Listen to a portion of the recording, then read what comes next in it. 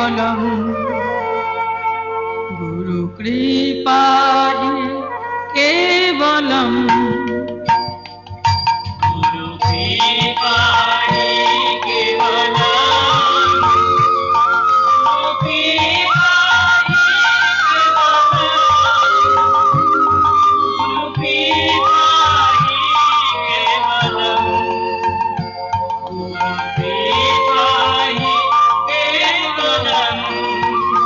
गुरु ब्रह्मा गुरु विष्णु गुरुदेव महेश्वर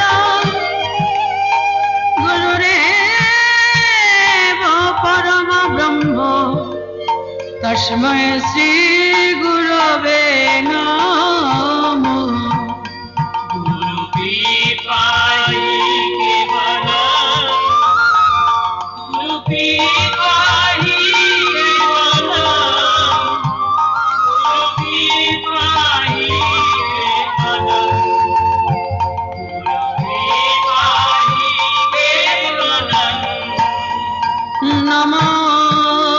तप्त कंचन गौरांगिनी राधे मंगमनेश्वरी वृषभानुसुते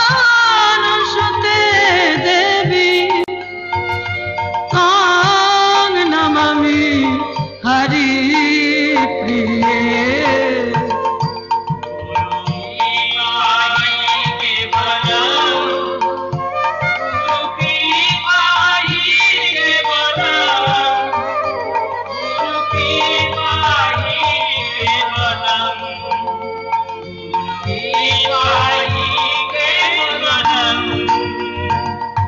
आज श्रीमती राधारानी अशोकाले श्री যমুনায় জলান্তে গিয়ে শ্রী গোবিন্দের অবর্ণনীয় রূপ দর্শন করে সক্রিয় প্রত্যাগমন করে একা একা নির্জনে বসে সেই রূপের কথা ভাবছেন।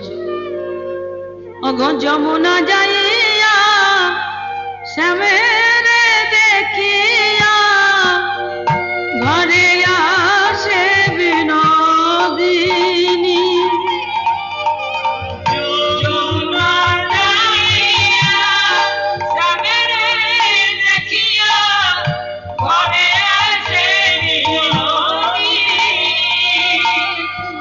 आज बिडले बसिया कांदिया कांदिया भावे श्याम रूप खानी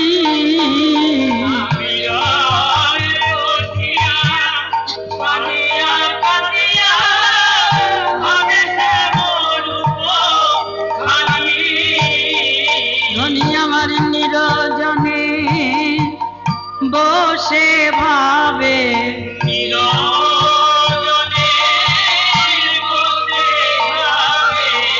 गोविंद बदन हियाय धरे निरजने बसे भावे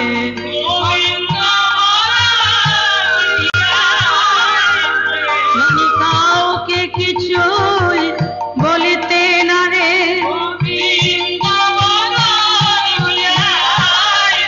কে বলি একা একা বসে ভাবে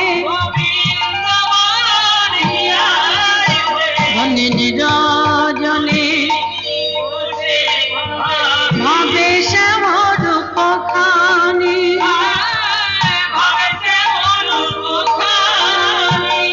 নির্জনে বসে বসে গোবিন্দের রূপের কথা ভাবছেন।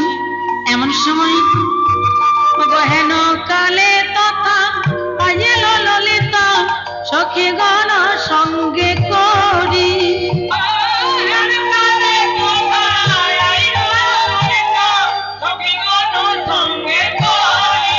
এইবার দেখি বিনোদিনী উঠিল মনি মিলিল গলাতে ধরি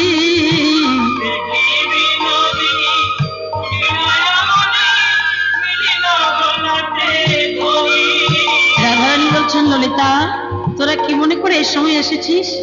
ললিতা বলছেন রাধে গো আমরা কি জন্য তোর কাছে এসেছি? তুই তো আমাদের মরমের মরমী, আমাদের মনের কথা তো তুই জানিস রায়। রাধারানী বলছেন, মরমী রে, এই সময় তোরা এসেছিস আমার মনে হয় আমার প্রাণনাথের রূপের কথা শুনতে।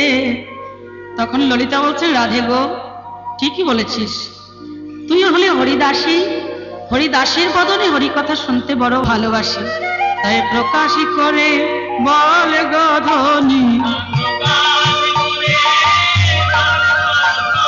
ওই প্রাণমধুর রূপের কথা প্রকাশ করে বল গো ধ্বনি।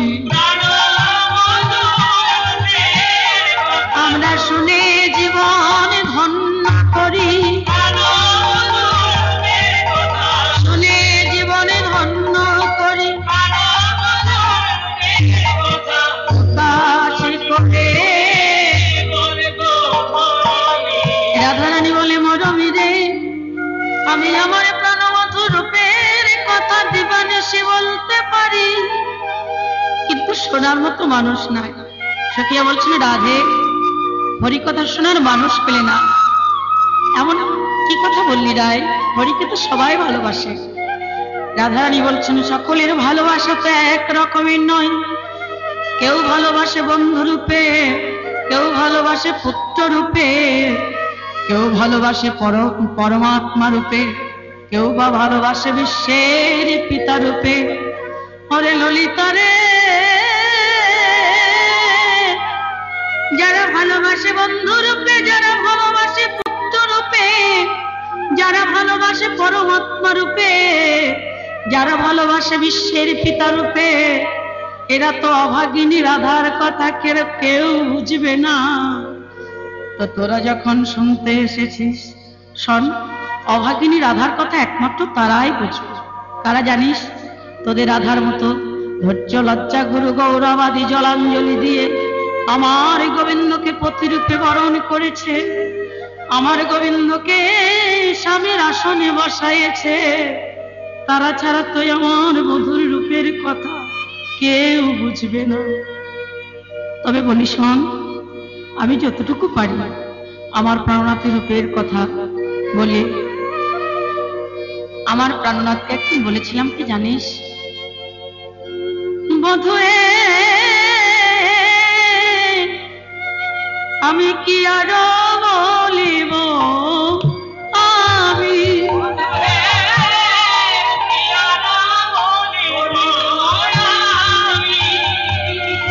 আমার জীবনে মরণে জনমে জনমে প্রাণনাথ হয় তুমি। আমার জীবনে জনমে জনমে প্রাণনাথ তোমার চরণে দাসের নিবেদন,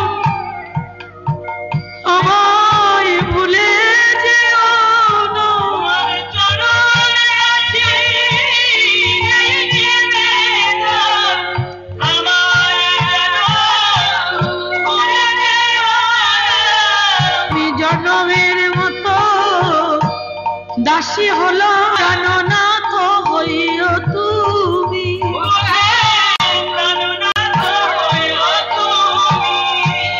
আমার একুলে অকুলে দুকুলে গকুলে আপন বলিব কায়।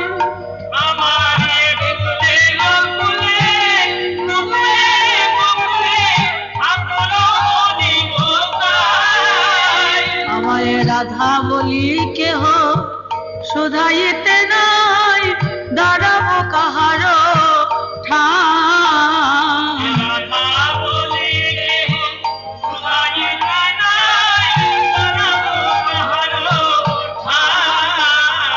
বলি বলো বলো আমি কোথায় যাব,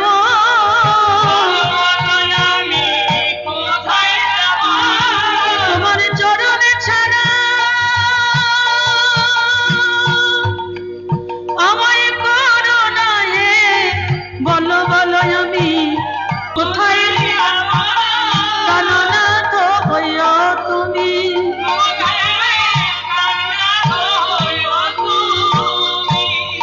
তবে বারবার সে কেন আমায় ভুলে যায়।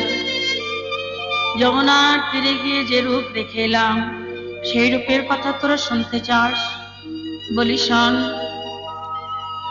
আমি দেখে এলাম তারে গোসাই, দেখে এলাম তারে, আমি দেখলাম তারে গোসাই, দেখে এলাম তারে। ওই একই অঙ্গে এত না রূপ, নয়নে না ঘরে। একই রঙে এত না, নয়নে না ধরে। আমার দুনয়নে রূপ ধরে না রে, আমার দুনয়নে রূপ ধরে না রে। আমি যতই দেখি ততই নতুন, দুনয়নে রূপ ধরে না রে। যতই দেখি ততই নতুন, নয়নে আমার ধরে না রে। দেখলাম জানিস ললিতা,